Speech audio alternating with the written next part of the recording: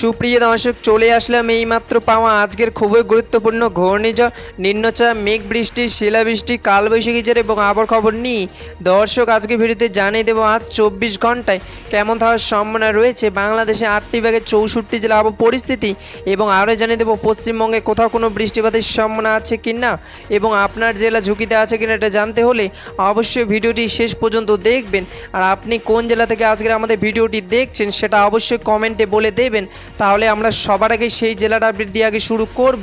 গত ভিডিওতে যারা কমেন্ট করেছিল সেই সব জেলার আপডেট দিয়ে আজকে শুরু করছি, এবং আপনি যদি আজকে ভিডিওতে আপনার জেলার নাম কমেন্ট করেন তাহলে পরবর্তী ভিডিও আপনার জেলার আপডেট দিয়ে আগে শুরু করব। তো চলুন এবার জেনে নিয়ে এক নজরেই বঙ্গোপসাগরে একটি ভয়ঙ্কর ঘূর্ণিঝড় তৈরি হচ্ছে, যার ফলে বাংলাদেশ ও পশ্চিমবঙ্গে বেশ কিছু জায়গায় ক্ষয়ক্ষতি হতে পারে। দর্শক এবার সরাসরি চলে আসলাম মেঘ বৃষ্টির স্যাটেলাইট পুরো চিত্রে, এবং এই মুহূর্তে দেখতে পাচ্ছি আজ এবং আগামীকাল 24 ঘন্টায় বাংলাদেশে 8টি বিভাগের 64 জেলা আকাশ মেঘলা থাকার সম্ভাবনা রয়েছে।